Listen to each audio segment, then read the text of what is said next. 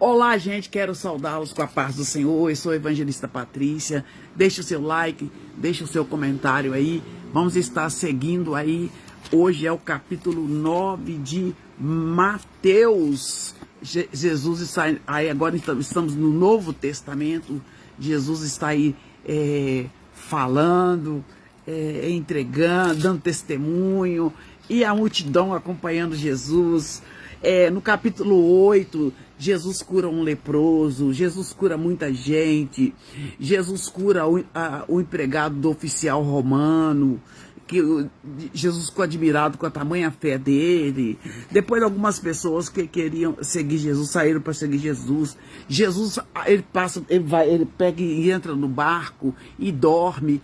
E o que acontece? Ele acalma a tempestade. E os discípulos ficaram admirados e falaram assim: quem é esse que até o mar e a tempestade obedece? Depois Jesus cura 2 homens endemoniados, dominados por demônio. E no capítulo 8, que foi o último que nós lemos. E agora entrando aqui no capítulo 9, Jesus cura um paralítico. Eu creio que Jesus, ele cura até hoje, que eu sou uma pessoa curada por Deus. Eu era uma pessoa que tinha artrose e Jesus, ele me curou, aleluia, glorificado seja o nome do Senhor Jesus. Ele me curou e eu sentia osso batendo com osso.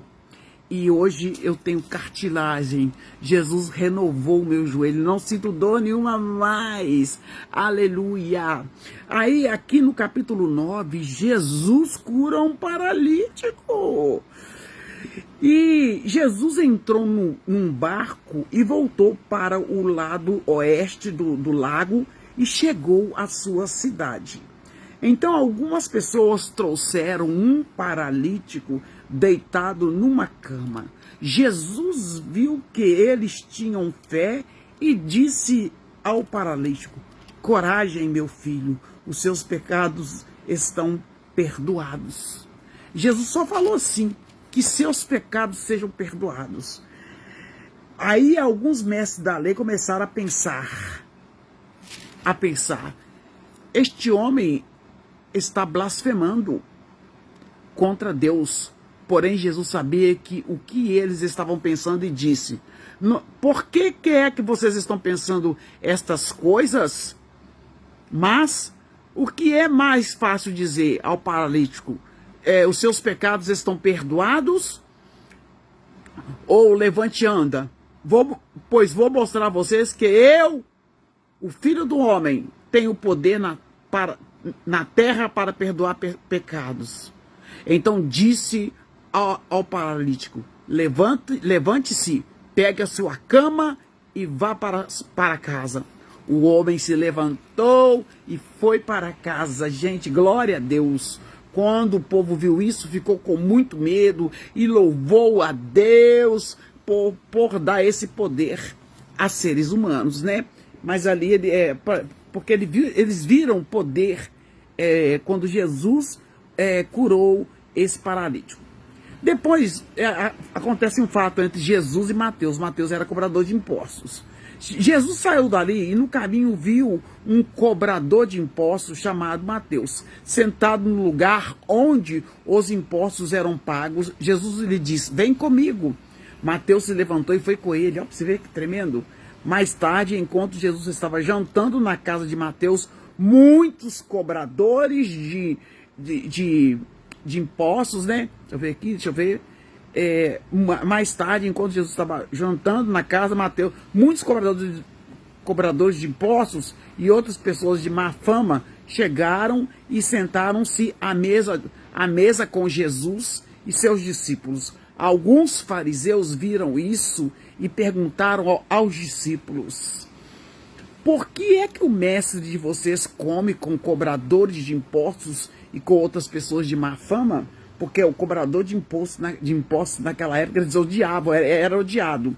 Jesus ouviu a pergunta e respondeu: os que têm saúde não precisam de médico, mas sim os doentes. Vão e procurem entender o que quer dizer esse trecho das Escrituras. sagradas. Eu quero que as pessoas sejam bondosas e não me ofereçam sacrifícios de animais, porque eu vim para chamar os pecadores e não os bons. E Jesus não chama até hoje, gente. E Jesus cura até hoje. Jesus tem feito maravilha. Um rapaz, há pouco mais de um mês, esse rapaz foi curado de câncer na Igreja Metodista em Raposos, sabe? E eu louvo ao Senhor pelo testemunho. Depois Jesus aí fala do jejum, né? Então os discípulos de João Batista chegaram perto de Jesus e perguntaram: por que é que nós, os fariseus, jejuamos muitas vezes, mas os discípulos do Senhor não jejuam? Jesus respondeu: vocês acham que os convidados de um casamento podem estar tristes enquanto o noivo está com eles? Então agora no momento não há necessidade deles jejuarem, mas vai chegar um tempo em que eles vão jejuar. Agora, depois Jesus também, aqui no capítulo 9, ele cura uma mulher, uma menina.